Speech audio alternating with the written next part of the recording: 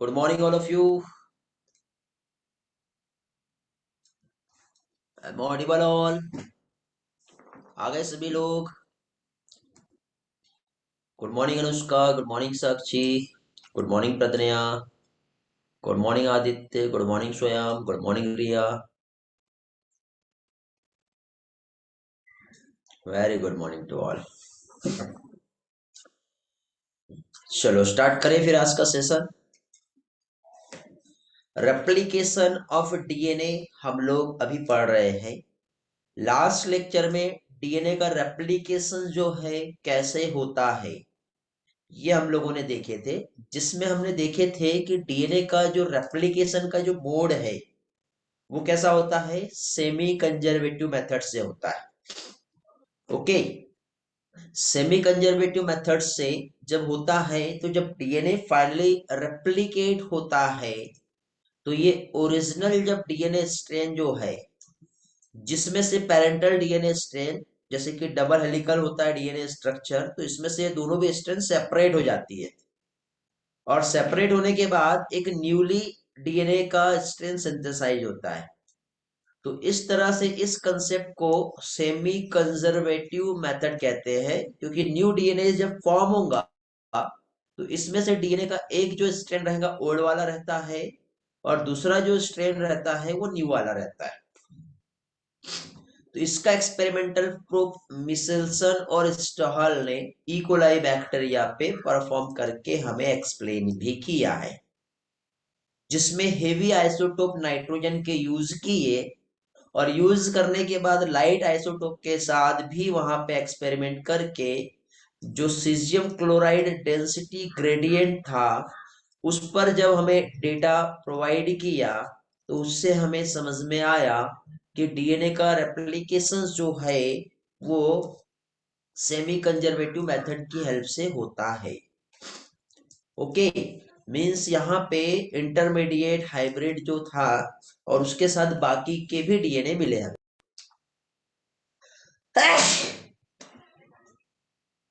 Excuse me. Okay. तो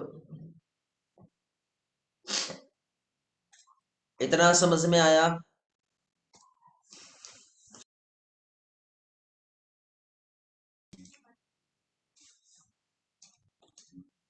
हाँ. इसके बाद जब हम लोग आगे बढ़े तो जनरेशन टू जनरेशन कैसे होता है एंड क्रोमोसोम पे भी सेम कंसेप्ट काम करता है, जो कि विसिया फाबा फाबा बीन्स कहते हैं जिसे. ठीक है. जहां पर रेडियो एक्टिव थाइमिन का यूज करके जो हर्बर्ट टेलर है, ये साइंटिस्ट है और इनके कलीग्स, ये प्लांट है देखो बेटा. इस प्लांट में ये देखो फावा बीन्स दिखाई दे रहा है बेटा. इस प्लांट में भी इन्होंने एक्सपेरिमेंट करके परफॉर्म किया. बट क्वेश्चन ये है कि डीएनए रेप्लिकेशन होता कैसे है. अब आप बोलोगे सर ये तो अभी हमने पढ़े, ये क्या है. देखो रेप्लिकेशन का प्रोसेस की बात कर रहा हूं मैं. What are the process of DNA replication. समझ रहे हो.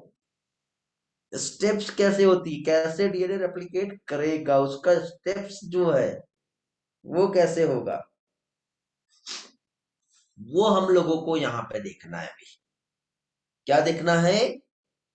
जो स्टेप्स होता है डीएनए रेप्लिकेशन का वो कैसे होता है वो हम लोगों को समझना है.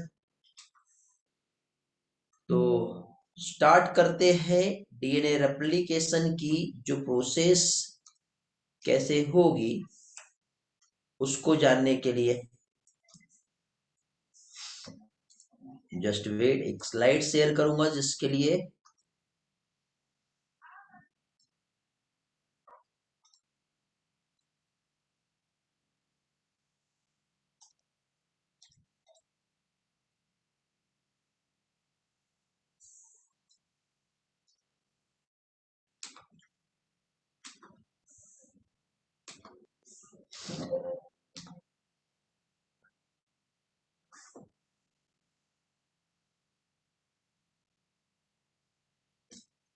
जस्ट वेट, कुछ तो भी प्रॉब्लम आ रहा है.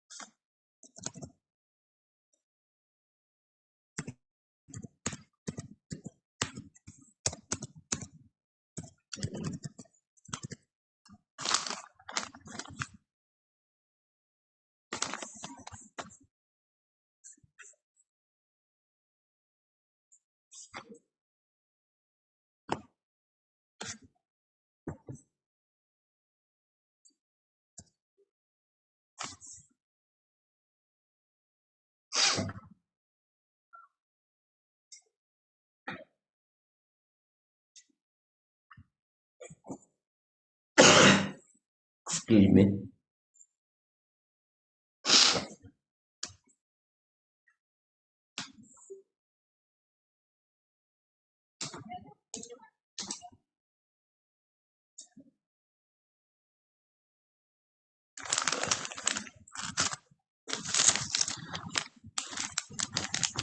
थोड़ा सा केबल जो है उसमें प्रॉब्लम आया था। ठीक है, आवाज आ रही बेटा मेरी आप लोगों को अच्छे से?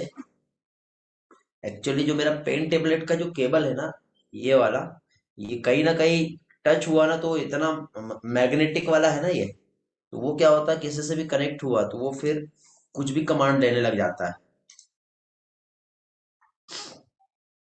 ओके।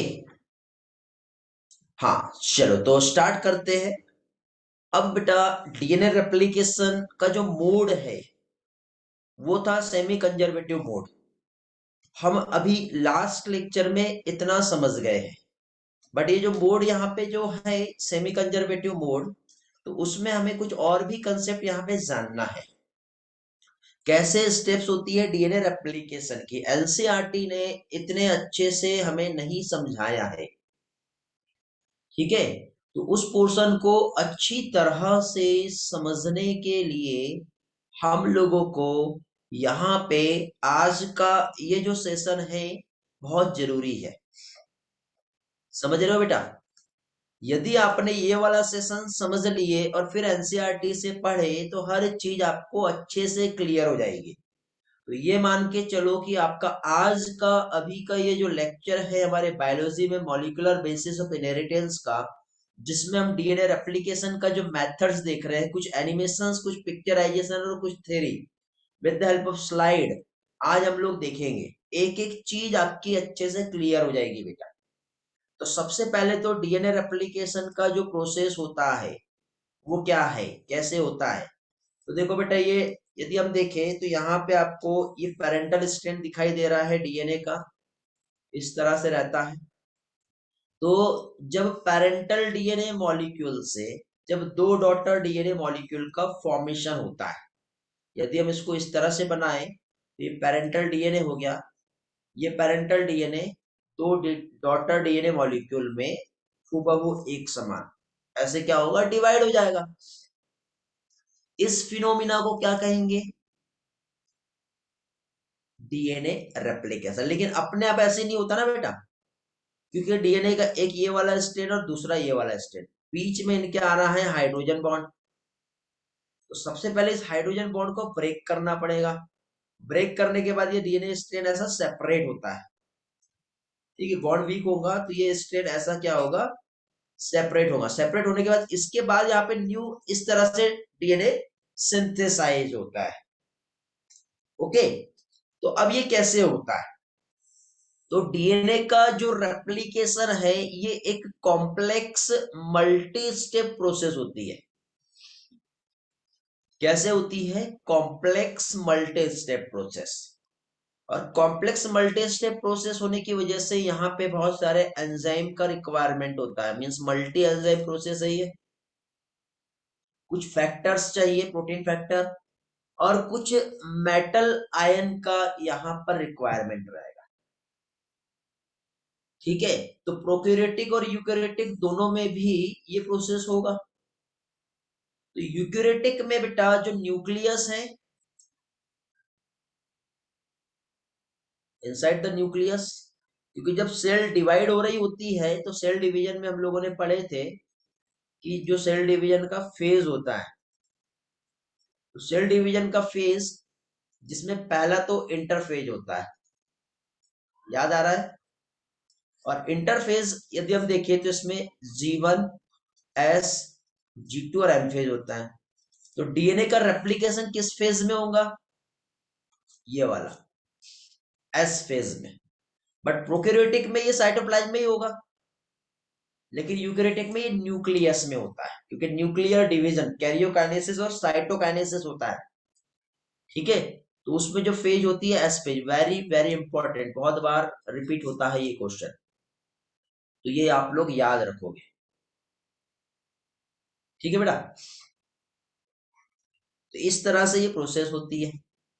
कुछ एंजाइम्स यहाँ पे रिक्वायर्ड रहेंगे, जैसे कि जो एंजाइम यहाँ पे इन्वॉल्व होता है एक, क्योंकि डीएनए से जब डीएनए बनेगा तो उसके लिए एक एंजाइम चाहिए जिसे हम कहते हैं डीएनए पॉलीमरेज एंजाइम। क्या चाहिए? DNA polymerase enzyme. लेकिन डीएनए पॉलीमरेज एंजाइम के पहले ये डीएनए का जो स्ट्रैंड है इसको सेपरेट करना है। ये ऐसे जुड़ा हुआ स्ट्रैंड है ना, तो इस डीएनए के स्ट्रैंड को ऐसे सेपरेट करना है। तो सेपरेट करने के लिए एक एंजाइम आता है जिसे कहते हैं हेलिकेज एंजाइम। अब ये हेलिकेज एंजाइम तो है, लेकिन देखो मुझे, ये रबर है, ये रबर को पकड़ के खींचे और छोड़े तो क्या होगा? वापस वही चली जाएगी ना। तो उसको आपको स्टेबल करना है, तो उसे पकड़ के खींच के आजू बाजू बांध दो या एक हीट दे दो, उससे वो ऐसी खिंचाई है तो खिंचाई रहेगी। ठीक है, इलास्टिसिटी का लॉस कर दो, ऐसा हो सकता है। तो इसके लिए यहाँ पे देखो क्या होता है।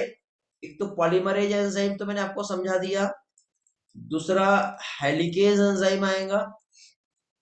हेलिकेज एंजाइम के बाद आगे हम बढ़ते हैं, तो यहाँ पे SSBP डीएनए बाइंडिंग प्रोटीन जो होता है, single standard DNA binding protein, तो वो क्या होता है, जो डीएनए का स्ट्रैंड ऐसा था, इसको पकड़ के आपने ऐसा खींचे, तो खींचने के बाद यहाँ पे आके उसको ऐसा बाइंड कर लेगा, ऐसा उसको क्या करेगा, पकड़ लेगा। अब ऐसा आके उसने जब उसको पकड़ा तो ये वापस से अपने ओरिजिनल फॉर्म में इधर साइड वापस जाएगा क्या? नहीं जाएगा। देखो ये डीएनए का एक ये वाला स्ट्रैंड है और एक ये वाला स्ट्रैंड है। ठीक है, और ये ऐसे इनके बीच में बॉन्ड्स है।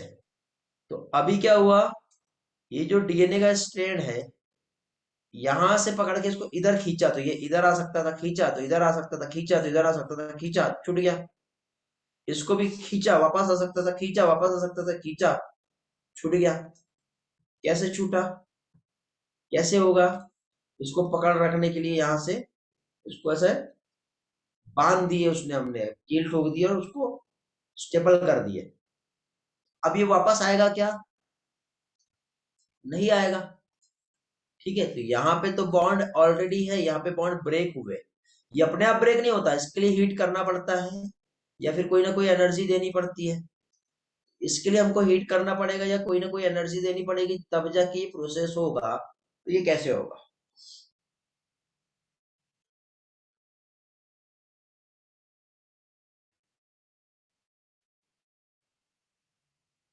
कैसे होगा? एक मिनट, एक कॉल आ रहा है।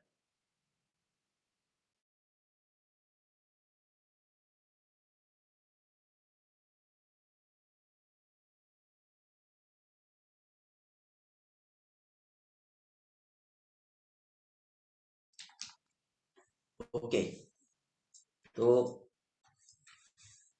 क्या क्या देख लिए हमने? एक तो पॉलीमरेज एंजाइम क्या कर रहा है, डीएनए के सिंथेसिस करेगा। हेलिकेज एंजाइम क्या करेगा, जो डीएनए है इस स्ट्रैंड को सेपरेट करेगा। मैं थोड़ी देर के बाद रिटर्न में भी समझाऊंगा ये, लेकिन कंसेप्ट समझ लो। एसएसबीपी क्या करेगा, इसको यहाँ पे स्टेबल कर लेगा, ये ऐसे बाइंड होगा तो डीएनए स्ट्रैंड वापस से ना जा पाए वहीं पे। ओके, तो ये इस तरह से यहाँ पे प्रोसेस हो जाएगी। तो और भी कौन से एंजाइम लगते हैं यहाँ पे काम के लिए, वो हम देख लेते हैं। तो देखो यहाँ पे आप देख रहे हो डीएनए पॉलीमरेज एंजाइम है, और हेलिकेज एंजाइम, ये दो एंजाइम की फंक्शंस में अभी आपको एक्सप्लेन किया। कुछ और भी एंजाइम्स है। लाइगेज एंजाइम फेविक्विक की तरह काम करता है बेटा, चिपकाने का काम करता है। प्राइमेज एंजाइम आरएनए प्राइमर बनाता है। और टोपो आइसोमरेज सुपर क्वाइलिंग को रिमूव करता है। तो देखो, मेरा पहले ही मानना यह है कि यदि आपको नाम याद नहीं है तो आपको काम याद नहीं होंगे। तो अभी सिर्फ आप ये 3 से 4 बार पढ़ के इसके नेम को एक बार रिवाइज कर लो बेटा। नाम जल्दी से प्रोनाउंस करो। ये यहाँ पे भी एंजाइम्स के नाम दिए हैं। Just read it at least 3 times quickly. हो जाए तो रिस्पॉन्स करो। I am here.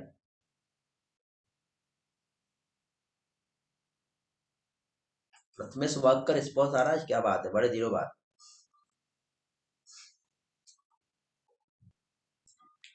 नाम मालूम रहेंगे तभी काम मालूम रहेंगे।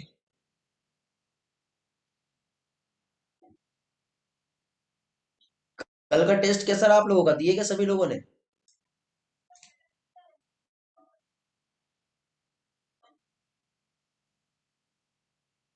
अच्छा था।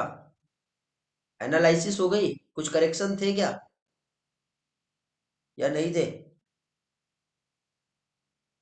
एक क्वेश्चन में डाउट है नीनद को। Very good Nabila. कितना आ रहा बेटा बायो में नबीला इस बार? नीनद, बाकी लोग कितने आ रहे हैं? वेरी गुड, बहुत बढ़िया। मेंटेन रखना है, बट उसमें भी +10 और ट्राई करो। +10 जाना चाहिए। और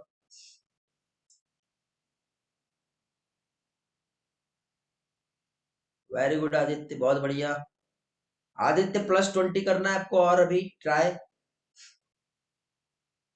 नंदनी वेरी गुड यार, बहुत अच्छा स्कोर लाया आपने तो। गुड रिया, बहुत बढ़िया। तो अगला टेस्ट आपका किस पर है? हाँ, अगला टेस्ट मॉलिक्यूलर बेसिस यदि करंट चैप्टर रहा तो, और प्रीवियस रहा तो फुल ह्यूमन फिजियोलॉजी आएगा। ठीक है, एनसीईआरटी बेस्ड क्वेश्चन रहेंगे। क्यों बेटा अथर्व, टेस्ट क्यों नहीं देते हो आप?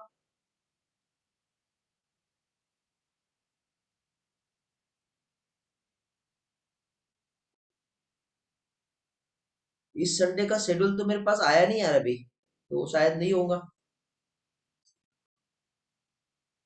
क्या बोल रहे हो अथर्व, नहीं समझा।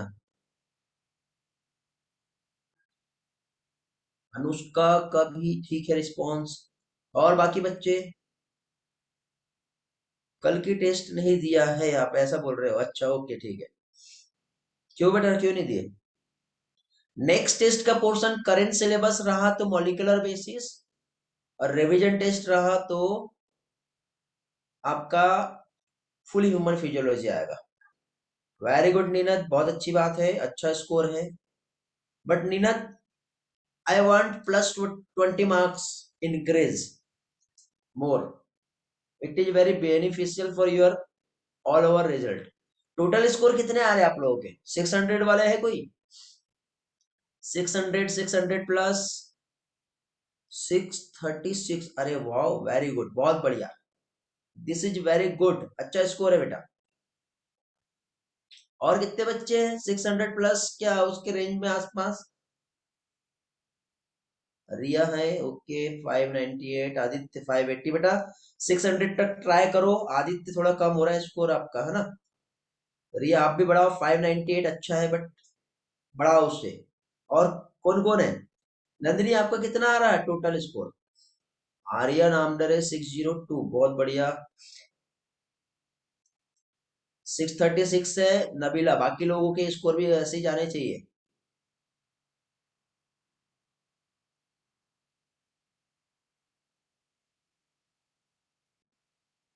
Elementary canal small intestine. Question share करो, फिर मैं आपको आंसर देता हूँ उसका क्या है। आंसर तो आपको मिल गया होगा ना, आंसर की में आ गया होगा। डाउट रहते तो टेलीग्राम पे पूछ लिया करो। बाकी बच्चे लोग तो पूछते हैं मुझसे। गूगल क्लासरूम का लिंक बेटा आज मिलेगा। वहां पे आप आपके एनालिसिस पोस्ट कर देना। व्हाट्सएप तो मैं चेक ही नहीं करता नीरज, मैंने पहले ही कहा हूं आपको।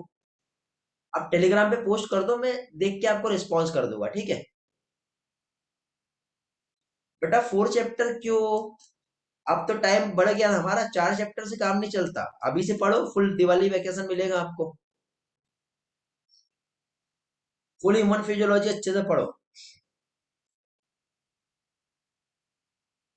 टेलीग्राम पे सुबह शेयर कर दिए, बहुत अच्छी बात है।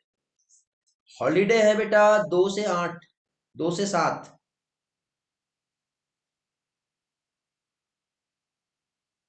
इंटर थ्रू माउथ, देखो बेटा typhoid causing bacteria mouth nose, ठीक है, कंटामिनेटेड फूड, कंटामिनेटेड वाटर उसकी हेल्प से ही इंटर करता है, तो ऑब्वियसली तो माउथ से ही इंटर करेगा ना, एंट्री तो वहीं से होगा।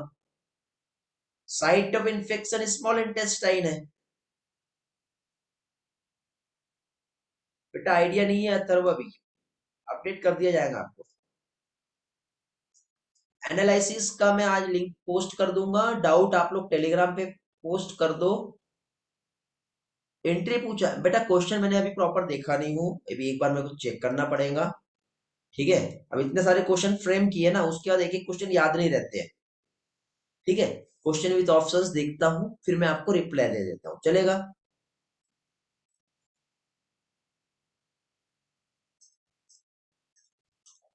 हाँ देख लेता हूँ, फिर रिप्लाई देता हूँ।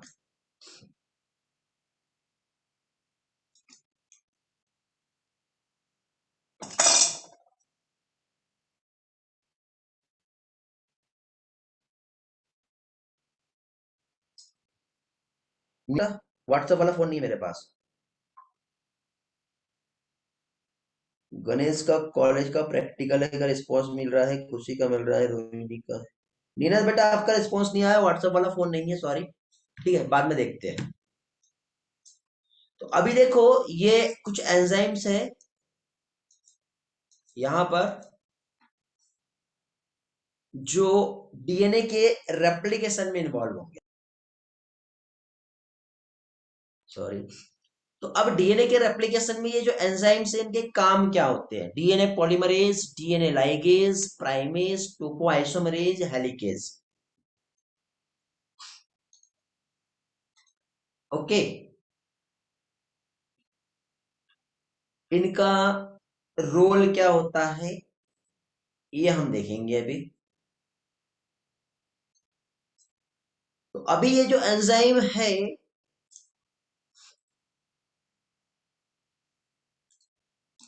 इसमें अब ये यहाँ पे चार्ट बना हुआ है, चार्ट से हम नहीं, पहले कंसेप्ट समझेंगे फिर इस चार्ट पे आएंगे।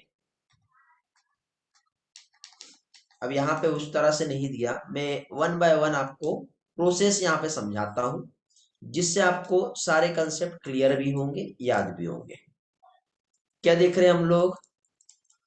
डीएनए का रेप्लिकेशन। बेटा एनी हाउ इस चैप्टर को दिवाली वैकेशन के पहले हमें कंप्लीट करना है। यदि कंप्लीट नहीं होता है तो दिवाली वैकेशन में मैं आपका एक्स्ट्रा क्लास लूंगा, टारगेट मेरा यही है, ठीक है। तो आप लोग इस बात का ध्यान रखेंगे। तो डीएनए का रेप्लिकेशन जिसमें हम लोग स्टेप्स हम देख रहे हैं अभी, डीएनए रेप्लिकेशन का जो स्टेप्स है, इसमें पहली चीज, सबसे पहले हम जानते हैं रेप्लिकेशन का मतलब क्या होता है। एक पेरेंटल डीएनए मॉलिक्यूल है, जिससे दो डॉटर डीएनए मॉलिक्यूल का फॉर्मेशन होगा, ऐसे नहीं हो जाता ना, हवा थोड़ी है। तो सबसे पहले तो देखो, ये इस तरह से ये डीएनए का स्ट्रेन है, ऐसे ही होगा।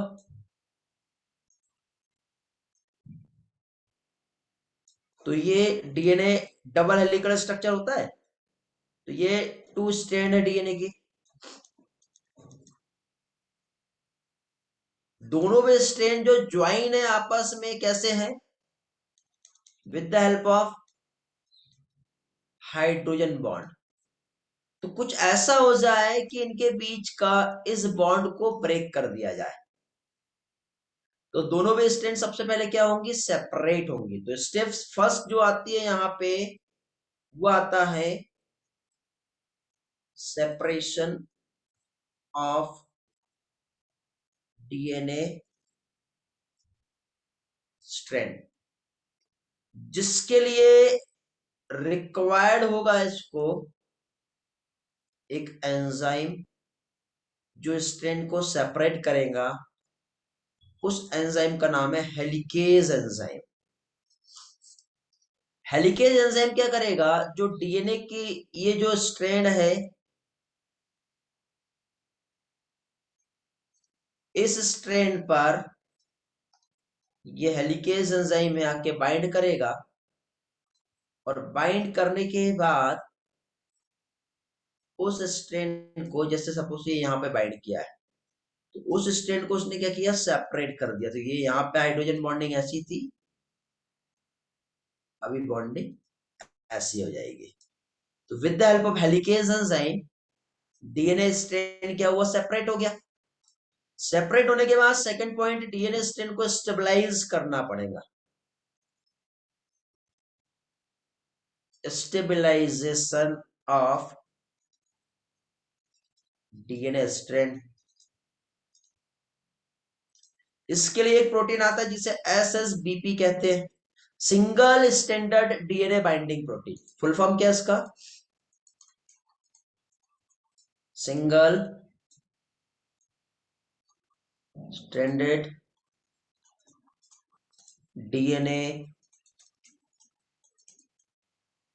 Binding protein. अब ये जो single standard DNA binding protein जो है, ये जो सेपरेट हुई डीएनए स्ट्रैंड है उसके साथ क्या करेगा, बाइंड कर जाएगा। अगेन देखो फिर से, ये डीएनए स्ट्रैंड था, थोड़ी देर पहले मैंने आपको एक्सप्लेन किया था कि यदि रबर को पकड़ के खींचेंगे तो वो वापस अपने ओरिजिनल फॉर्म में जा सकता है। तो DNA just like as a rubber. तो यदि ये जो स्ट्रैंड है इसको आपने ऐसे सेपरेट कर लिए, तो इसको पकड़ के आप वहां पे बांध दो ना। यदि आपने उसको ऐसे बांध दिए, ऐसा इस तरह से, तो वापस अपने ओरिजिनल फॉर्म में जा ही नहीं सकता। इधर तो बॉन्ड बने हुए हैं, इधर बॉन्ड तोड़ दिया आपने ऐसे, और उसको इधर आपने बांध दिया ऐसा। तो ये जो एसएसबीपी जो आपको दिख रहा है, इसने उसको बांध दिया, तो अब डीएनए स्ट्रैंड वापस से अपने ओरिजिनल फॉर्म में नहीं जाएगी। समझ गए।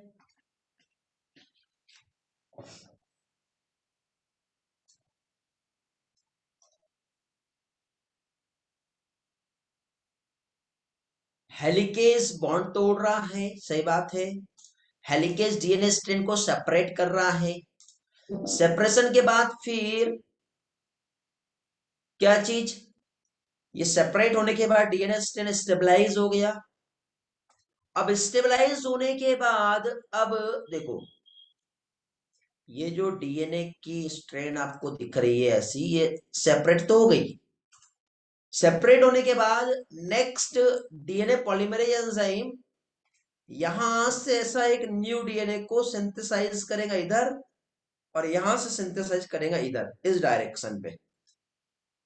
तो डायरेक्शन ऑफ सिंथेसिस कैसे होता है, तो इधर देखो ये 5 डेज था, और ये 3 डेज, और ये 3 डेज रहेगा, और ये 5 डेज। तो यहां पे न्यू डीएनए स्ट्रैंड की क्या हो रही है, सिंथेसिस हो रही। तो ये अब कैसे होगी,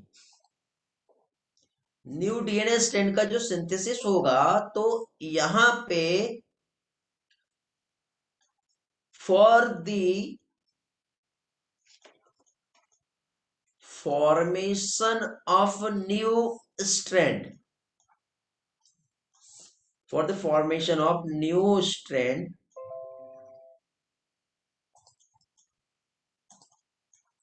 required enzyme। बताओ डीएनए के सिंथेसिस कौन से एंजाइम से होगा, उसे कहते हैं डीएनए पॉलीमरेज। और डीएनए पॉलीमरेज क्या करेगा? पॉलीमराइजेशन करेगा। किस चीज का? न्यूक्लियोटाइड का। तो डीएनए पॉलीमरेज को क्या क्या रिक्वायर्ड रहेगी बताओ? डीएनए पॉलीमरेज को नाइट्रोजनस बेस चाहिए, पेंटो शुगर चाहिए, फॉस्फेट चाहिए, या अल्टीमेटली इसको हम सारे मिला के क्या कह सकते हैं? न्यूक्लियोटाइड चाहिए।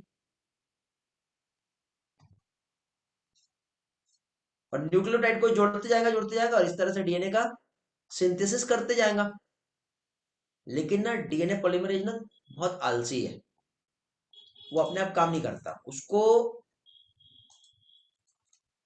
काम करने के लिए डीएनए पॉलीमरेज जो होता है इसको भी रिक्वायर्ड होता है एक एंजाइम। डीएनए पॉलीमरेज को रिक्वायर्ड होता है प्राइमर। क्या? प्राइमर। अब ये प्राइमर क्या है? छोटा सा आरएनए का एक टुकड़ा होता है। प्राइमर मीन्स ये एक शॉर्ट आरएनए फ्रेगमेंट होता है। ये थोड़ी देर के बाद सारी चीज क्लियर हो जाएगी बेटा। हो सकता है कि कुछ समझ रहा होगा और कुछ नहीं, लेकिन थोड़ी देर के बाद एक एक पार्ट आपका क्लियर हो जाएगा। थोड़ा सा वेट करो और सुनते चलो क्या कह रहा हूं मैं। एक बार फिर से रिपीट कर दे रहा हूं। सबसे पहले डीएनए स्ट्रैंड सेपरेट हुआ with the help of RNA, with the help of helicase enzyme. Separate हुई स्ट्रैंड को स्टेबलाइज करना था, तो एसएसबीपी आया, उसने स्टेबलाइज कर दिया। स्टेबलाइज होने के बाद यहाँ पे एक न्यू डीएनए स्ट्रैंड का सिंथेसिस होगा, जो डीएनए पॉलीमरेज एंजाइम की हेल्प से होगा। ठीक है, तो डीएनए पॉलीमरेज एंजाइम की हेल्प से होता है। न्यूक्लियोटाइड को जोड़ते जाएगा, नया डीएनए बनाएगा, बट ये अपने आप नहीं करता। डीएनए पॉलीमरेज एंजाइम को रिक्वायर्ड होता है प्राइमर, तब जाके ही वो प्रोसेस को स्टार्ट करेगा। तो शॉर्ट आरएनए प्राइमर जो फॉर्म होगा, ये जो फॉर्म होता है short RNA primer with the help of एक एंजाइम यहाँ पे रिक्वायर्ड रहेगा। उस एंजाइम को कहते हैं प्राइमेज एंजाइम। तो ये जो प्राइमेज एंजाइम जो है ये आरएनए प्राइमर बना देता है। तो देखो ये डीएनए की स्ट्रैंड थी, ठीक है। हेलिकेज एंजाइम की हेल्प से डीएनए का स्ट्रैंड सेपरेट हो गया। एसएसबीपी की हेल्प से डीएनए स्ट्रैंड स्टेबलाइज हो गया। अब ये जो स्टेबलाइज स्ट्रैंड है इस तरह से, यहां पे एक एंजाइम आया जिसका नाम था प्राइमेज। प्राइमेज ने क्या किया?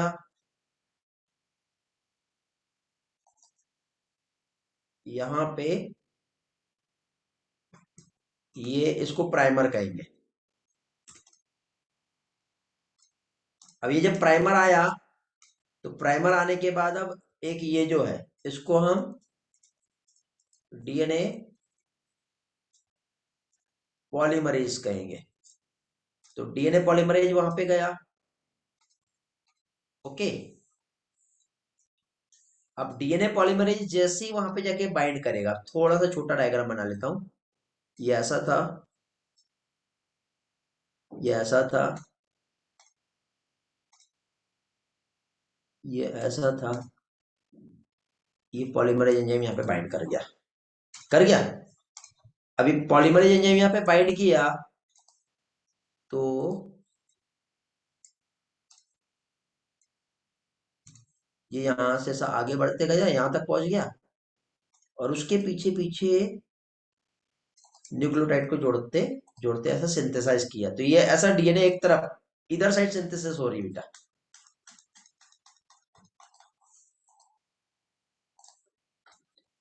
यहाँ पे देखो इस डायग्राम को थोड़ा सा आपको समझाऊंगा मैं भी।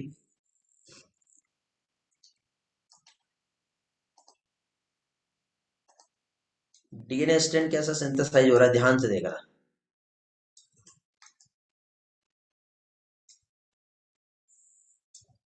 सबसे पहले तो ये 5' है और ये 3'। आरएनए प्राइमर यहाँ पे जुड़ा, जुड़ गया। अब नया डीएनए यहां से चालू कर रहा है बनना। तो ये ऐसा बना। तो नया डीएनए जो बनेगा, तो डीएनए का डायरेक्शन ऑफ सिंथेसिस हमेशा ये 5' से 3 days ऐसा रहेगा। तो जब इस डायरेक्शन पे डीएनए सिंथेसाइज होता है तो उसको कंटिन्यूअस सिंथेसाइज कहते हैं, ये वाला। तो इसमें डीएनए की दो स्ट्रैंड होती है, एक लीडिंग रहता है और एक लैगिंग स्ट्रैंड होता है। क्या होता है? एक लीडिंग और एक लैगिंग स्ट्रैंड होता है, जिसमें एक सिंथेसिस हमेशा कंटिन्यूअस होगा और दूसरा जो रहेगा वो कैसा रहेगा, डिसकंटिन्यूअस रहेगा। तो इधर साइड जो डीएनए सिंथेसाइज होगा वो कैसा होगा बेटा, डीएनए का जो स्ट्रैंड सिंथेसाइज होगा वो कंटिन्यूअस होगा।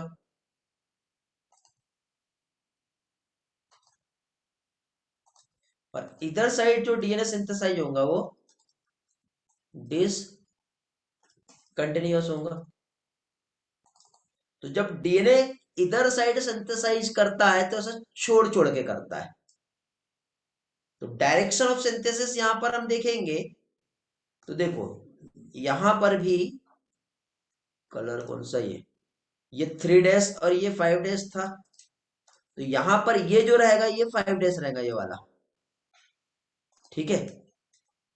और इधर जो रहेगा 3 days, मतलब डीएनए हमेशा 5 days से लेके 3 days की तरफ ही सिंथेसिस होता है। ये मैंने पहले भी आपको समझाया वैसा, समझ गए? तो देखो ये, अब सिंपल यार, देखो आपको जैसे कार चलाना है मान लो, और आप एक कार चला रहे हो, first gear, second gear, third gear, fourth gear, fifth gear gear में आप चला रहे हो। तो जब डायरेक्टली गाड़ी आगे बढ़ेगी तो ऐसा ऐसा जल्दी जल्दी भागेगी। लेकिन यदि आप रिवर्स गियर में गाड़ी चलाओगे उल्टा, तो वो आप जिस स्पीड से पहले चला पा रहे थे चला पाओगे क्या? नहीं, पीछे भी देखना पड़ेगा ना। कैमरा भी लगाया है तो भी रुकना पड़ेगा कहीं ना कहीं।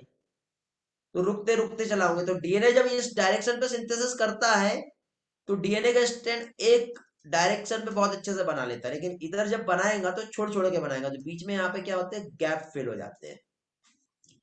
बीच में यहाँ पे गैप फिल हो जाते हैं, फिर उसको फिल करना पड़ेगा बाद में चल के। तो ऐसे यहाँ पर प्रोसेस होती है।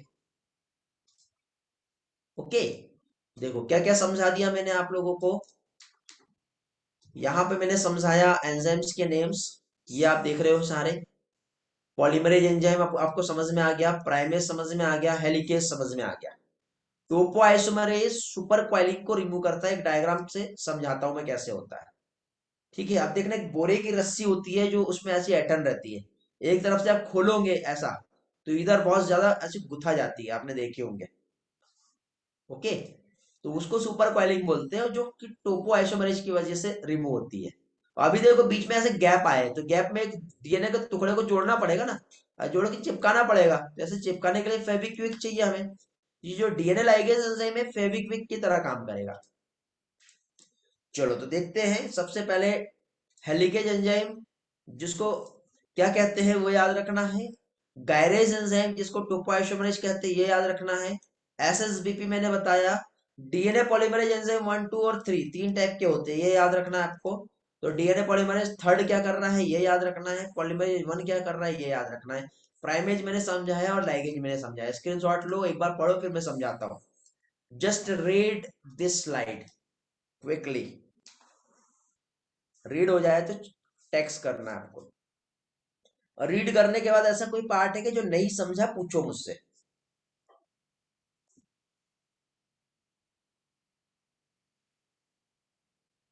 फिर हम एनसीईआरटी पे जाएंगे, आपको एक एक चीज अच्छे से समझ में आ जाएगी।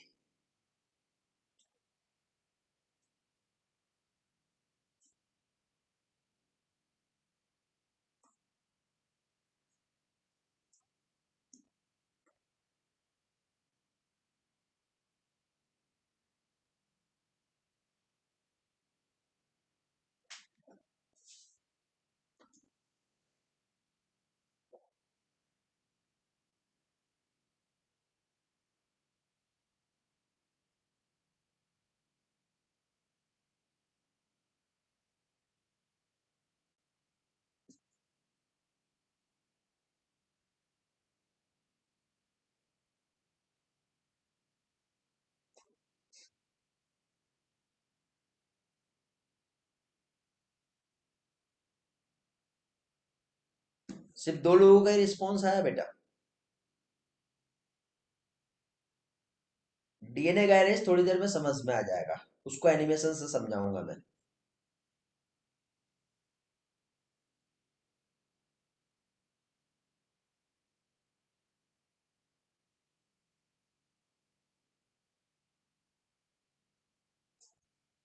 ओके नीनत, वेट करो, क्लियर हो जाएंगी वो सारी चीजें।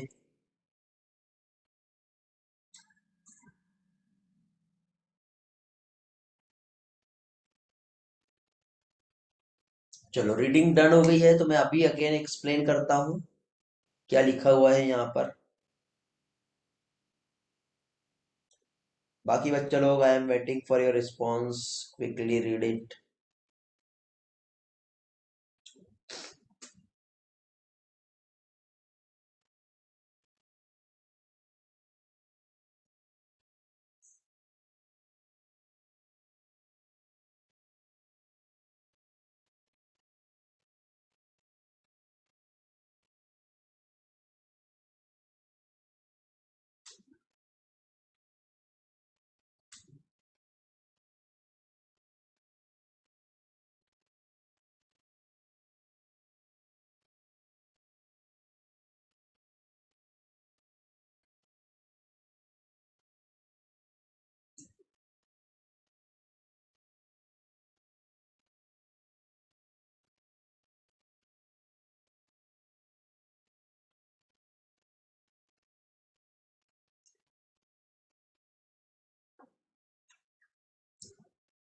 हो गया।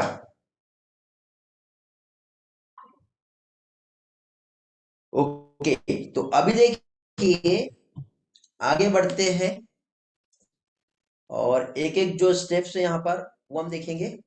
तो सबसे पहले बेटा देखिए, यहाँ पे आपको डीएनए गायरेज मीन्स टोपो आइसोमेरेज ये दिख रहा है। तो जब डीएनए का स्टेबलाइजेशन हो जाता है हेलिकेज एंजाइम की हेल्प से, तो वहां पे एक सुपर क्वाइलिंग आती है। तो उस सुपर क्वाइलिंग को रिमूव करने के लिए यहां पर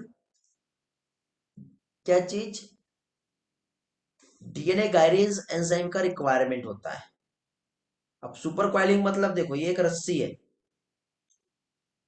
बोरे की रस्सी ऐसी रहती है ना बेटा, सुतली बोलते हैं क्या बोलते हैं, बोरे सिलने वाली जो रस्सी होती है। यदि आप रस्सी को यहां से पकड़ के खोलने की कोशिश करोगे ये ऐसे, तो पीछे देखना ऐसे ऐसे क्वाइल्ड हो जाती है और एकदम से ऐसा पूरा गुथा जाती है। इमेजिन हो रहा है क्या? आपके आसपास रस्सी होगा तो आप ट्राई कर सकते हो। ओके, तो उसको रिमूव करना है तो डीएनए गायरेज का रिक्वायरमेंट होता है। अब ये जिन बच्चों को नहीं समझा टेंशन नहीं लेना, मैं भी आपको एनिमेशन में दिखाऊंगा, क्लियर हो जाएगा। एसएसबीपी तो आपको समझ में आ गया होगा, हेलिकेज भी आपको समझ में आ गया होगा, प्राइमेज भी आपको समझ में आ गया, और लाइगेज भी आपको समझ में आ गया। ये सारा मैंने ऑलरेडी एक्सप्लेन किया। डीएनए पॉलीमरेज 3 जो है बेटा मेन एंजाइम, जो न्यू डीएनए न्यूक्लियोटाइड को ऐड कर रहा है 5 to 3 डायरेक्शन में। डीएनए पॉलीमरेज 1, अब देखो थोड़ी देर पहले हम लोगों ने यहाँ पे जब देखे, तो एक डीएनए पॉलीमरेज 3 इसने डायरेक्ट डीएनए की सिंथेसिस किया, लेकिन बीच में देखो इधर साइड गैप भी तो आ रहे हैं, क्योंकि रिवर्स डायरेक्शन पे काम कर रहा था। तो इस गैप को फिल करने के लिए क्या करना पड़ेगा, इस गैप को फिल करने के लिए यहाँ पे हमको दूसरे डीएनए को चिपकाना पड़ेगा ना ऐसे, और फिर उसके बाद इसको चिपकाने के लिए लाइगेज एंजाइम चाहिए। समझ रहे हो? तो डीएनए पॉलीमरेज 3 यहाँ पे काम कर रहा है, डीएनए पॉलीमरेज 1 यहाँ पे काम कर रहा है। फिर ये जब काम ऐसा हो गया तो उसको चिपकाने के लिए फेविक्विक की तरह जो काम करेगा ये ऐसा, वो लाइगेज एंजाइम काम करेगा। नीनत समझ में आ गया बेटा? सारे एंजाइम क्लियर हो गए?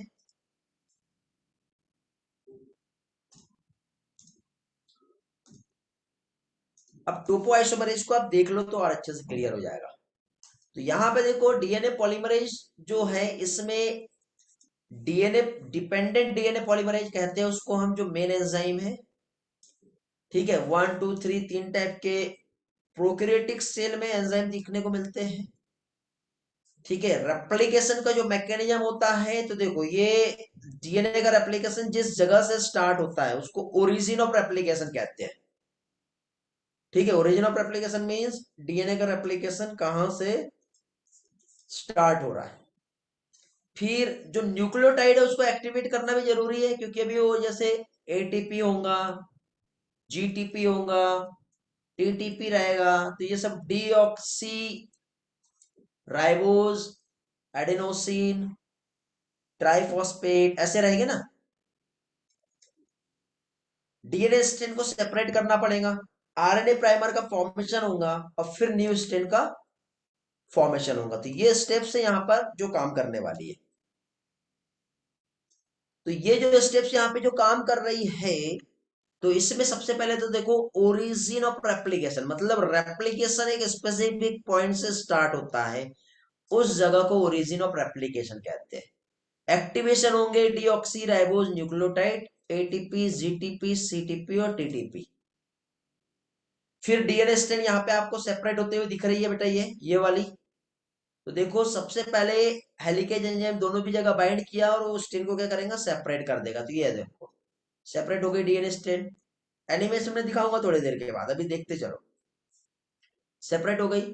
सेपरेट होने के बाद फिर यहाँ पे क्या होगा बेटा, अनवाइंड होने के बाद एसएसबीपी प्रोटीन आएगा, ये वाला जो सेपरेट हुआ स्ट्रेन को क्या करेगा, स्टेबलाइज कर देगा। डीएनए का सिंथेसिस का जो डायरेक्शन होता है, एक तो कंटिन्यूअस और एक डिसकंटिन्यूअस होता है, जिसको लीडिंग और लैगिंग स्ट्रेन कहते हैं। थोड़ी देर के बाद वो भी एक्सप्लेन करूंगा मैं। तो एसएसबीपी ने क्या किया, सेपरेट कर दिया। हेलिकेज ने क्या किया, स्ट्रेन को तोड़ दिया। और एसएसबीपी ने क्या कर दिया, सेपरेट नहीं किया, क्या किया, स्टेबलाइज किया है। फिर टोपो आइसोमरेज सुपर क्वाइलिन को क्या करता है, रिमूव करता है। ठीक है, ये देखो बेटा एनिमेशन में इधर से खोल रहे पीछे साइड से, तो सामने देखो ये ऐसा सुपर क्वाइलिंग आ रही है। ये देखो पकड़ के खींचा तो ये ऐसे सुपर क्वाइलिंग आती दिख रहा है। तो इसको रिमूव करने के लिए टोपो आइसोमरेज हमें लगेगा। देखो अगेन, देखो पीछे से खींचा जा रहा है तो सामने से एक साइड उसका मुड़ते जा रहा ना वो। क्लियर हो रहा बेटा। तो इसको हटाने के लिए टोपो आइसोमरेज चाहिए, गायरेज एंजाइम का रोल है ये। फिर आरएनए प्राइमर का फॉर्मेशन होगा। मतलब देखो डीएनए का स्ट्रेंथ 5 to 3 days जो होता है, तो 3 days वाला एंड जो रहता है ना यहाँ पर, तो एक छोटा सा आरएनए प्राइमर यहाँ पे जोड़ना पड़ेगा, और दूसरे साइड यहाँ पर आरएनए प्राइमर जोड़ना पड़ेगा। तो फिर डीएनए इधर और इधर ऐसा नया स्ट्रेन को सिंथेसाइज कर जाएगा। फिर बेस पेयरिंग जो होती है वही ए से डी जुड़ेगा, जी से सी जुड़ेगा, ट्रिपल बॉन्ड यहाँ आएगा, डबल बॉन्ड यहाँ आएगा। तो ये देखो पेरेंटल डीएनए मॉलिक्यूल है, ये प्राइमर दिख रहा है। ये लीडिंग स्ट्रैंड है, जो कंटिन्यूअस सिंथेसिस होती है उसे कौन सा क्या स्ट्रैंड कहते हैं, एग्जाम में पूछते हैं। तो ये क्या कहलाता है, लीडिंग। और जो डिसकंटिन्यूअस होता है उसको लैगिंग स्ट्रैंड कहते हैं, ये याद रखना है। ये कैसा है, डिसकंटिन्यूअस वाला है। ओकाजाकी फ्रेगमेंट कहाँ पे बनते हैं, छोटे छोटे जो गैप आते थे ऐसे छोटे छोटे फ्रेगमेंट आपको दिखेंगे। तो ये जो ओकाजाकी फ्रेगमेंट जो है कहाँ बनता है बेटा, लैगिंग स्ट्रैंड पर बनता है। क्योंकि ये छोटे छोटे आरएनए प्राइमर है ना, इनको रिमूव कर दिया जाएगा बाद में। फिर जो गैप फिल होगा डीएनए पॉलीमरेज 1 के थ्रू क्या कर दिया जाएगा, फिल कर दिया जाएगा। चलो रिवाइज कर लेते हैं with the help of animation. बताते जाना क्या क्या होगा बेटा, कौन सा एंजाइम कहाँ पे जुड़ेंगे और कैसे प्रोसेस होगी। देखिए ये डीएनए है, सबसे पहले स्ट्रैंड का सेपरेशन क्या होगा, कौन सा एंजाइम, हेलिकेज। क्या कर रहा है ये जोड़ा, ये स्ट्रैंड को क्या करेगा, सेपरेट करेगा। कर दिया सेपरेट। अब क्या होगा बताओ, जल्दी बोलो। एसएसबीपी क्या किया इसने, डीएनए स्ट्रैंड को स्टेबलाइज कर दिया। अभी बोलो क्या होगा, अभी सेपरेट हुई स्ट्रैंड के बाद प्राइमेज एंजाइम प्राइमर जोड़ देगा दोनों भी तरफ। जुड़ गया प्राइमेज। अब क्या होगा, डीएनए पॉलीमरेज क्या करेगा, दोनों भी तरफ इस तरह से डीएनए का स्ट्रैंड सिंथेसाइज करेगा, लीडिंग और लैगिंग, कंटिन्यूअस और डिसकंटिन्यूअस। एक स्लाइडिंग डीएनए क्लैंप आता है, जरूरत नहीं है वैसे। वो डीएनए को क्या करता है, कंटिन्यूअस सिंथेसाइज करता है बेटा। ये देखो, एनसीईआरटी में एक पार्ट है कि एक सेकंड में कितने न्यूक्लियोटाइड को जोड़ने का कैपेसिटी रखता है। ठीक है, तो स्लाइडिंग डीएनए क्लैंप की हेल्प से डीएनए बहुत स्पीडली काम करता है। एक आरएनए एच होता है, क्योंकि देखो आरएनए का काम है इतने डीएनए में, तो उसको काट के अलग करना है ना आरएनए प्राइमर को। तो आरएनए एच ने क्या करा, हटा दिया। तो बीच में जो गैप आया, उस गैप को कौन फिल कर रहा है, डीएनए पॉलीमरेज एंजाइम। और फिर डीएनए लाइगेज एंजाइम फेविक्विक की तरह काम करेगा। वो बीच में देखो छोटे छोटे गैप दिख रहे होंगे, यहाँ पर आपको दिख रहे हैं ये। तो फेविक्विक क्या करेगा, उसको चिपका देगा ऐसे। तो इस तरह से डीएनए का सिंथेसिस होता है। समझे बेटा?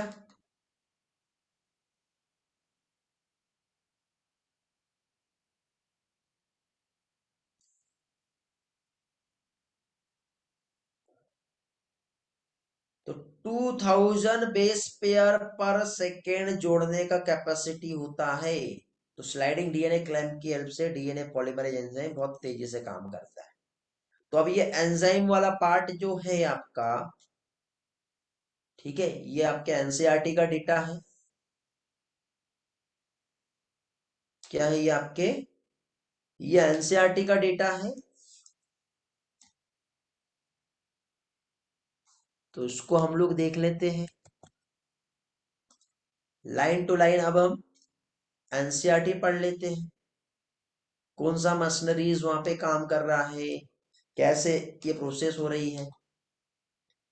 तो देखो बेटा, वो एनसीईआरटी का डेटा, वो एनसीईआरटी के स्टेटमेंट को ही पढ़ा रहा हूँ, बट मैं उसको थोड़ा ग्राफिकल स्लाइड से समझा रहा हूँ। मशीनरीज एंड एंजाइम ऐसा दिया हुआ है आपके इसमें। तो ये जो मशीनरीज और एंजाइम वाला जो पार्ट है, तो डीएनए रेप्लिकेशन जहां से स्टार्ट होता है उसे ओ आर आई, ओरी या फिर ओरिजिन कहते हैं। रेप्लिकेशन का एक यूनिट जिसे रेप्लिकॉन कहते हैं। ये देखो ओरिजिन, जैसे ये यहां से चालू हो रहा है, ये ओरिजिन रहेगा। डीएनए स्ट्रैंड का सबसे पहले अनवाइंडिंग होता है, सेपरेट होता है, जिसके लिए हाइड्रोजन बॉन्ड को ब्रेक करना पड़ेगा। एक एंजाइम चाहिए, उसे हेलिकेज एंजाइम कहते हैं। यहाँ पे देखो, ये ओरिजिनल डीएनए स्ट्रैंड है, उसको हमने अनवाइंड कर दिए। और इस जगह को हम क्या कहते हैं बेटा, ओरिजिन ऑफ रेप्लिकेशन। एक इन्वर्टेड वाई के समान ऐसा स्ट्रक्चर दिखाई देता है, ये वाला स्ट्रक्चर, इसे रेप्लिकेशन फॉर्क कहेंगे। ओके, क्या कहलाएगा, रेप्लिकेशन फॉर्क। फिर इसके बाद आगे बढ़ते हैं हम लोग। तो सेपरेट हुआ स्ट्रेन जो होता है वो एक्ट करता है ये वाला टेम्पलेट स्ट्रेन की तरह, जो पेरेंटल स्ट्रेन रहेगा। ठीक है, एक्टिवेटेड न्यूक्लियोटाइड वहां पे जाके जुड़ेंगे। तो वहां पे एनर्जी ऑफ पॉलीमराइजेशन के लिए वहां पे क्या चाहिए, हमें डीएनए पॉलीमरेज एंजाइम चाहिए, तब जाके वहां पे पॉलीमराइजेशन होगा। फिर उसके बाद देखिए, सबसे पहले छोटे से एक आरएनए प्राइमर को हमको जोड़ना पड़ेगा। ठीक है, जिसके लिए प्राइमेज एंजाइम चाहिए, क्योंकि डीएनए पॉलीमरेज जो है वो डिपेंडेंट है प्राइमर पर, अपने आप काम नहीं कर सकता। तो प्राइमर हमने जोड़ दिए।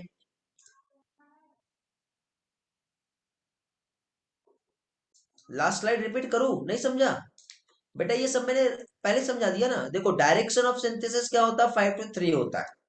अब ये जो ओरिजिनल डीएनए स्ट्रैंड जब वो सेपरेट हुआ था, तो ये वाला जो स्ट्रैंड है टेम्पलेट स्ट्रैंड की तरह काम करेगा। टेम्पलेट मतलब क्या होता है, देखो यहाँ पे ATGC है ना, तो उसके अकॉर्डिंग नया न्यूक्लियोटाइड जुड़ते जाएगा। तो कौन सा न्यूक्लियोटाइड यहाँ पे जोड़ना है, TAGC, ऐसे। यहाँ पे एनर्जी ऑफ पॉलीमराइजेशन मतलब देखो, ये डीएनए में न्यूक्लियोटाइड को ऐसे जोड़ते जाना जोड़ते जाना जोड़ते जाना, पॉलीमराइज होना है ना, तो उसके लिए एनर्जी चाहिए। वो कहाँ से चाहिए, एक वहां पे सबस्ट्रेट को जोड़ने के लिए एक एंजाइम चाहिए जिसको पॉलीमराइज कर रहा है। उस एंजाइम का नाम क्या है, डीएनए पॉलीमरेज एंजाइम। ओके, फिर आरएनए प्राइमर सिंथेसाइज हुआ सबसे पहले प्राइमेज एंजाइम की हेल्प से। फिर डीएनए पॉलीमरेज आएगा, और वहां पे क्या है नया, इस तरह से न्यूक्लियोटाइड को जोड़ते जाएगा, पॉलीमराइज करते जाएगा।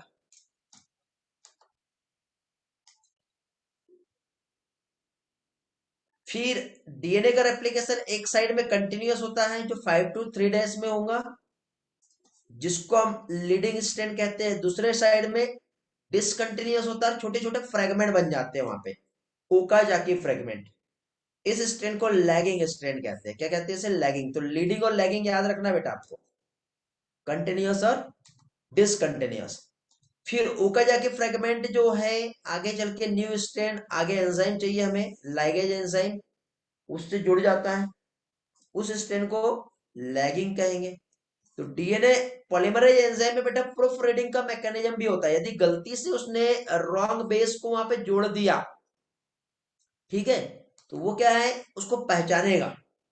1 सेकेंड में 2000 बेस जोड़ तो रहा है, यदि गलती हुई तो अगेन उसको करेक्शन भी करता है। इकोलाई में रेप्लिकेशन का प्रोसेस 18 मिनट में कंप्लीट होता है, जो एस फेज ऑफ इंटरफेज में कंप्लीट होता है। सेल डिवीजन में रेप्लिकेशन में यदि कुछ गड़बड़ होता है तो वहां पे पॉलीप्लॉइडी भी देखने को मिलती है। पढ़े हम लोगों ने पॉलीप्लॉइडी, मेंडेलियन जेनेटिक्स पढ़ाया था मैंने, एनयूप्लॉइडी, पॉलीप्लॉइडी याद है?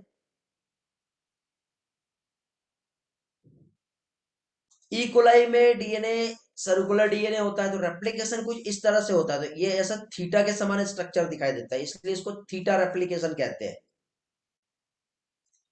क्या कहते हैं इसे? Theta replication. ये आपको याद रखना है।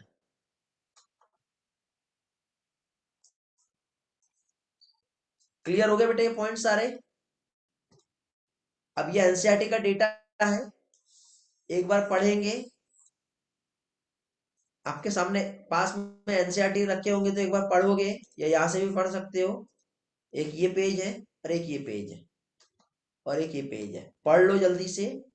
और कुछ पार्ट ऐसा जो नहीं समझ रहा है, आप मुझसे पूछो। सारी चीजें मैंने कवर कराया हूं यहाँ पर, just read it quickly. NCERT पढ़ लो बेटा, नहीं तो कई बच्चों को ये वाले पार्ट में प्रॉब्लम होती कभी कभी। ये था डीएनए का रेप्लिकेशन कैसे होता है।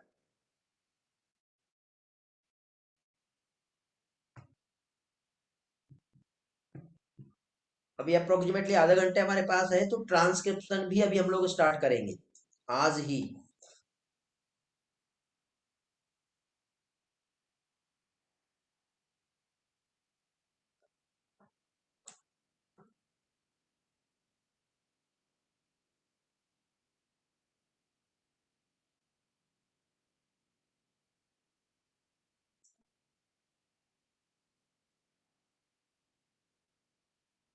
मेरे कंसेप्ट समझाने के बाद बेटा, यदि बच्चा उसी टाइम पे इक्वलाई पढ़ ले, अपना एनसीईआरटी पढ़ ले, ठीक है, तो ये सारी चीजें अच्छे से समझ जाती है। बट ये अभी ही पढ़ना पड़ेगा।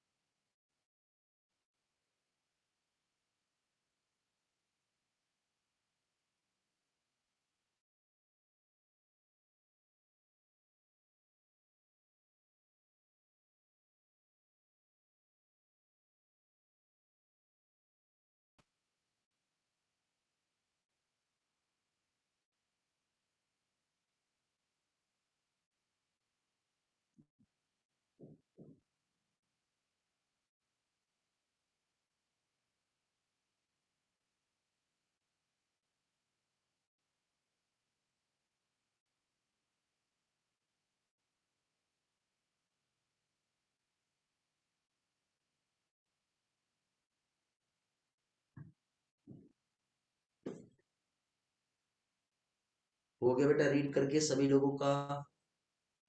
एनसीईआरटी पढ़ के हो गया है अच्छे से?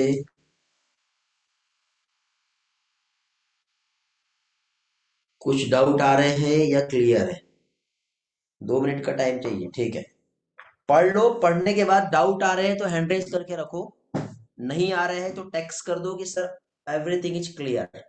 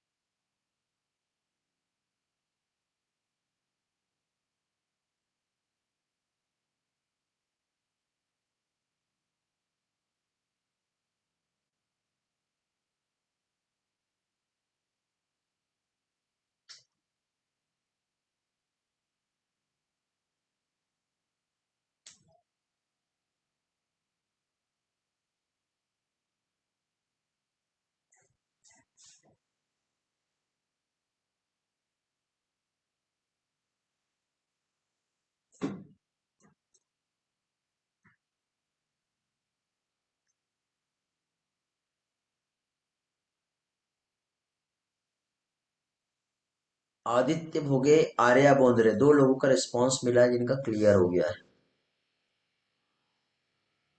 नंदनी ने रीड कर ली है। कोई डाउट है बेटा या क्लियर है? अनुज का क्लियर हो गया है, नंदनी का क्लियर है। ऐसा कोई भी स्टेटमेंट यदि किसी को नहीं समझ में आ रहा होगा अभी मेरे पढ़ाने के बाद, एनसीईआरटी पढ़ने पर, तो मुझसे पूछो। और क्लियर है सारी चीज तो ओके। रिया का भी एवरीथिंग इज क्लियर है। साक्षी विषय का क्लियर है। अनुष्का का भी क्लियर हो गया है। Okay, very good. 6 line DNA replication, बेटा यही वाले स्लाइड में क्या, किसके पहले का? नीनत को 6 लाइन डीएनए रेप्लिकेशन, 1 2 3 4 5 6, ये वाला क्या?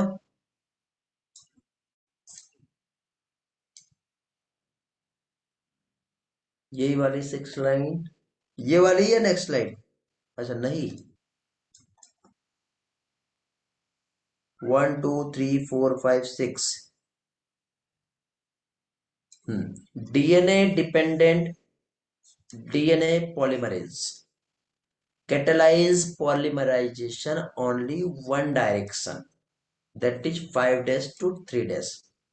देखो यहाँ पे ऐसा है, इसका मीनिंग कि यदि आप मतलब डीएनए रेप्लिकेशन का जो प्रोसेस हो रहा है, तो ये इस तरह से डीएनए का स्ट्रेन जब ऐसा सेपरेट हुआ, तो डीएनए यहां से रेप्लिकेट करना स्टार्ट हो रहा है। तो ये 5 to 3 days ये वाला था, तो डीएनए का सिंथेसिस 5 to 3 इसी डायरेक्शन पे होगा। और नहीं तो इधर भी हो सकता था ना, ऐसा हो रहा है क्या, इस डायरेक्शन पे नहीं हो रहा है। इसलिए कभी भी डायरेक्शन ऑफ सिंथेसिस एक इस डायरेक्शन पे होगी तो दूसरा इस डायरेक्शन पे होगा। ऐसा होता है बेटा, समझे? तो ये यहाँ पे ये दिया है one direction only 5 days to 3 days। लेकिन क्या होता है इसमें कुछ एडिशनल कॉम्प्लिकेशंस भी है। कहाँ पे, जो रेप्लिकेशन फॉर्क, मतलब ये जब इन्वर्टेड वाई के समान जो स्ट्रक्चर बनता है ना ये वाला, इसको रेप्लिकेशन फॉर्क कहते हैं। तो वन स्ट्रेन का पोलरिटी जो रहता है वो 3 to 5 है, बट दूसरे स्ट्रेन की जो टेम्पलेट स्ट्रेन की पोलरिटी है 5 to 3 है। मतलब देखो यहाँ पे ये ऐसा जो हुआ, तो ये 5 to 3 ऐसा हो गया, तो अगला 3 to 5 है। तो इधर 5 to 3 ऐसा सिंथेसिस होगा, तो अगले को इस तरह से उल्टे डायरेक्शन पे सिंथेसाइज करना पड़ेगा। तो एक कंटिन्यूअस रहेगा और दूसरा कैसा रहेगा, डिसकंटिन्यूअस। लेकिन डिसकंटिन्यूअस होने की वजह से बीच बीच में गैप आ जाता है, जिसे क्या कहते हैं, ओकाजाकी फ्रेगमेंट, जो डीएनए लाइगेज की हेल्प से बाद में चल के फिल हो जाते हैं।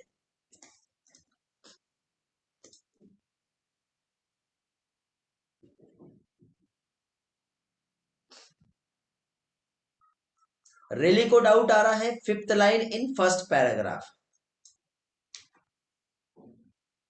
1 2 3 4 5, ये वाला बेटा रेली।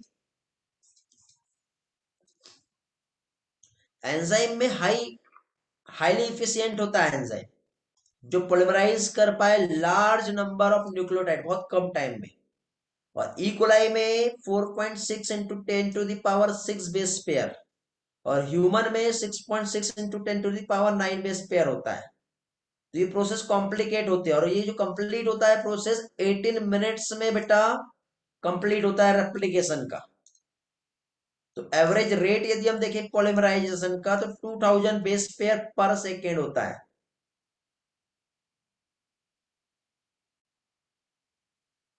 ठीक है, और वो मिस्टेक्स भी करता है यदि, तो म्यूटेशन हो सकता है। ठीक है, तो फिर उसको करेक्ट करने के लिए और ज्यादा एनर्जी चाहिए।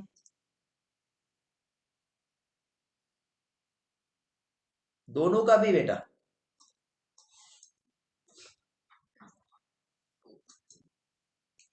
तो मिस्टेक्स होता है रेप्लिकेशन में तो म्यूटेशन हो जाएगा। तो फिर और एनर्जेटिकली रेप्लिकेशन होगा तो वो बहुत ही ज्यादा एक्सपेंसिव प्रोसेस हो जाएगा। तो जो यहाँ पे डीऑक्सी राइबोस ट्राइफॉस्फेट जो है ना, एटीपी, जीटीपी, ये यहीं से वो एनर्जी ले लेता है फिर। तो उसका दो काम है, एक तो न्यूक्लियोटाइड ऐड भी हो रहे हैं और वहीं से एनर्जी मिल रहा है पॉलीमराइजेशन के लिए। तो ये जो एटीपी जो होता है दो तरीके से काम करता है, एक तो हाई एनर्जी फॉस्फेट बॉन्ड है उसको तोड़ के वहां से एनर्जी भी ले लेगा और वही न्यूक्लियोटाइड को जोड़ भी देगा। ऐसे ये प्रोसेस होंगी यहाँ पर। और ये स्लाइड तो समझ में आ ही गया होगा आपको। इधर कुछ पूछना है किसी को? नीनद और रैली के डाउट आ रहे थे। गणेश शायद आज क्लास में नहीं है, उसको डाउट रहते बीच बीच में। और कोई बच्चा? बाकी लोग लगता है इन लोगों के डाउट पर डिपेंडेंट होते हैं, उनने पूछा तो हम पूछ लेंगे, हमारा भी क्लियर हो जाएगा, ऐसा रहता है। डाउट शायद सबको रहते होंगे लेकिन वो पूछ नहीं पाते, ऐसा होता है। कि कुछ कुछ लोगों में हैबिट होती है डाउट निकाल के पूछ सकते हैं, कुछ कुछ में पूछने का मतलब हैबिट नहीं होता है, तो वो ऐसा है कि वो बाजू वालों से ही डिपेंड में रहते हैं कि चलो उसने पूछ लिया, अच्छा हुआ, हमारा भी क्लियर हो गया। अल्टीमेटली मतलब कुछ भी हो क्लियर होने चाहिए डाउट, बस पढ़ने के बाद समझ में आना चाहिए कि वो मीनिंग क्या कह रहा है।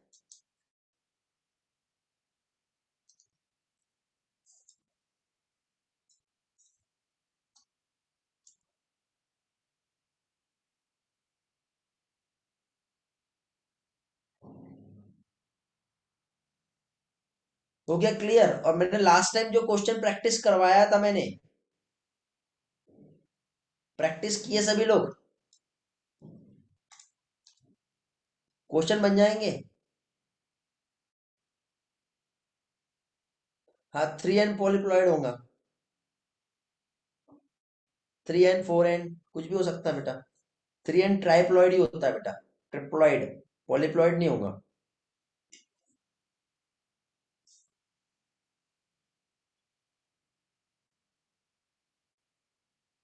पॉलीप्लॉइड ही और एनयूप्लॉइड ही ऐसा रहता है ना। नंदिनी को डाउट है क्वेश्चन में, वो cell I will send on Telegram. ठीक है बेटा, सेंड कर देना, क्लियर करवा दूंगा। ओके, चलो तो ये जो प्रोसेस था, ये था हमारा कौन सा?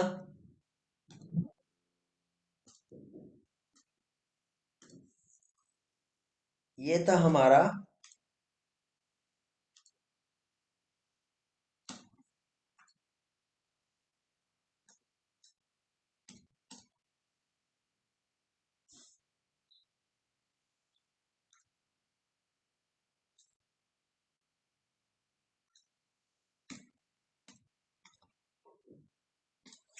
डीएनए रेप्लिकेशन जो कंप्लीट हुआ। ओके, कुछ लोगों का रिस्पॉन्स आया, कुछ लोगों का नहीं आया इसमें।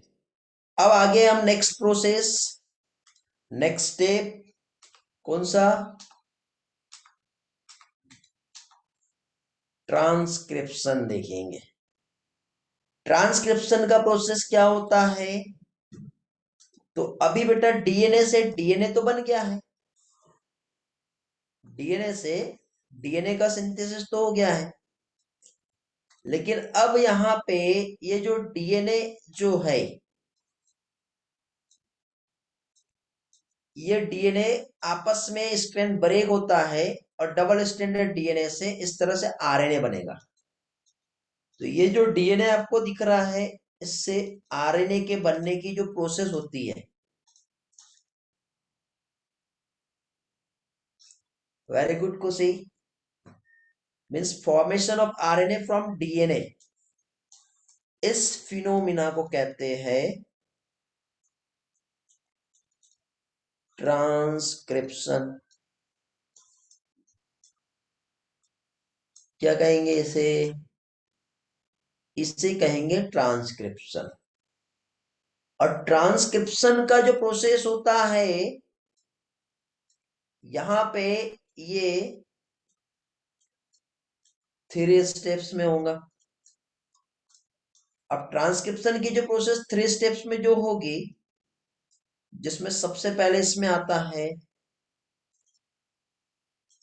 इनिशिएशन, उसके बाद आता है इलोंगेशन, और उसके बाद आता है टर्मिनेशन।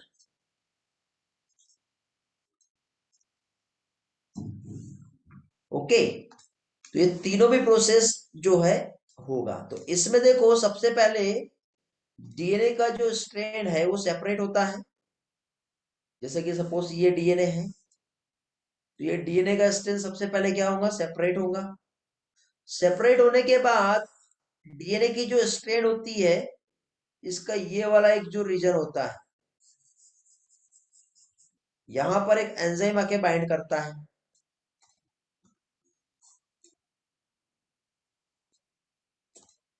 बट अपने आप जाके बाइंड नहीं करेगा। एक ओवरव्यू ले रहा हूं बेटा मैं, क्योंकि अभी कंप्लीट नहीं हो पाएगा, उतना टाइम नहीं है हमारे पास। इस रीजन को प्रमोटर कहते हैं। और प्रमोटर पे एक एंजाइम आके बाइंड कर सकता है, उस एंजाइम को आरएनए पॉलीमरेज कहेंगे, क्योंकि डीएनए के साथ डीएनए पॉलीमरेज काम किया था, तो आरएनए के साथ आरएनए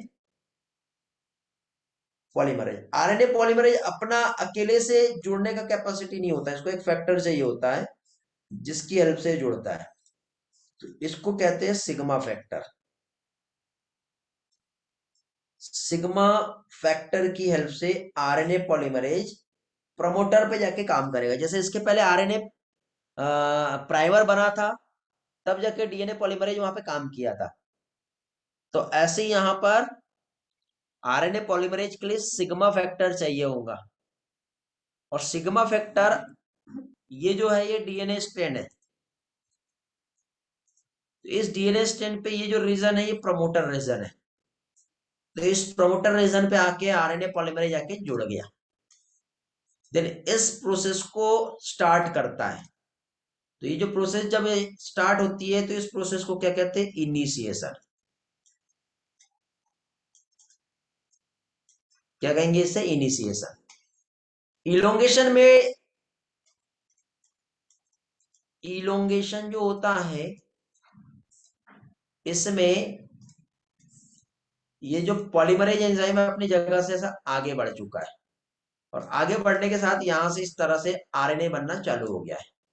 और आरएनए लेंथ में इंक्रीज होता है, और इंक्रीज होने के बाद लास्ट स्टेप आती है जिससे कहते हैं टर्मिनेशन। टर्मिनेशन पे आरएनए पॉलीमरेज एंड पॉइंट पे पहुंच गया। यहां पे इस रीजन को टर्मिनेटर रीजन कहते हैं।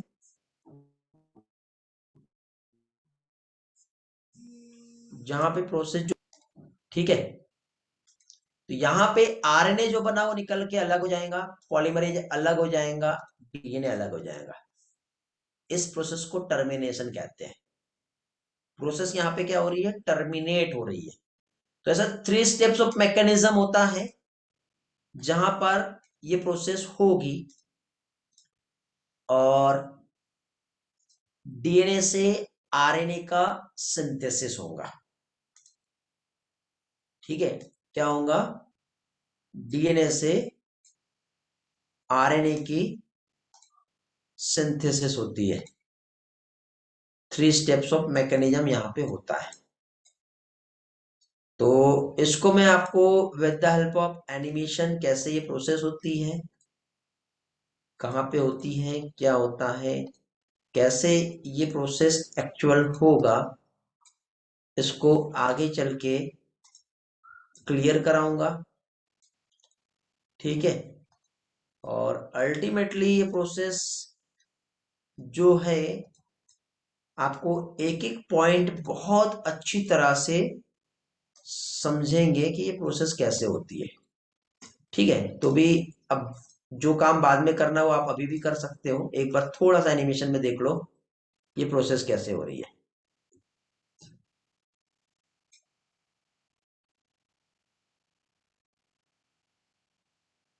इधर का नहीं देखना आपको, सिर्फ यहाँ पे प्रोसेस कैसे हो रही है, ठीक है, उतना फोकस करना है। आरएनए बनता है तो ये बाहर निकलता है इस तरह से, देन प्रोटीन सिंथेसिस होती है, तो ये आगे का प्रोसेस हो गया। लेकिन उसके पहले ये जो डीएनए है, जैसे आप देख रहे होंगे, तो इस तरह से एक न्यूक्लियोटाइड जुड़ेंगे। और ऐसे एक नया आरएनए बनेगा। और आरएनए जब बनेगा तो फिर वो बाहर निकलेगा। ठीक है।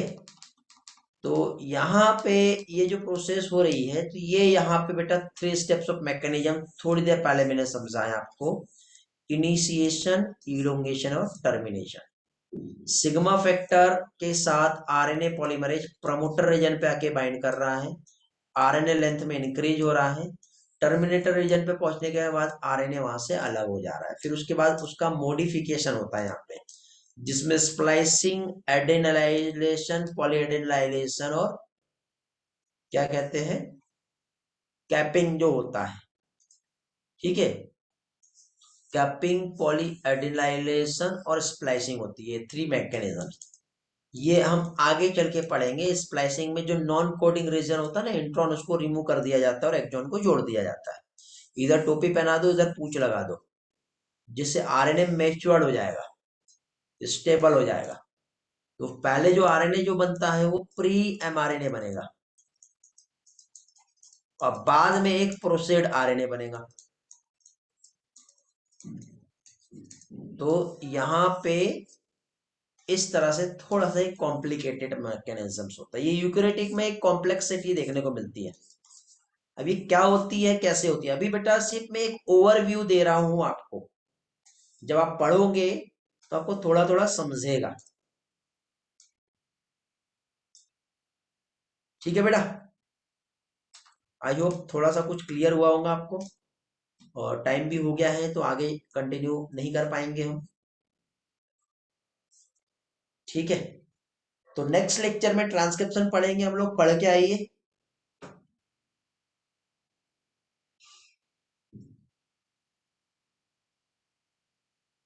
Thank you. Bye bye. Take care.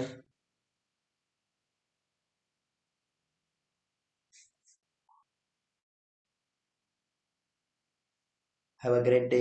मिलते हैं बेटा नेक्स्ट लेक्चर में। आज की स्लाइड टेलीग्राम पे पोस्ट हो जा रही है थोड़ी देर में, वहां से कलेक्ट कर लेना।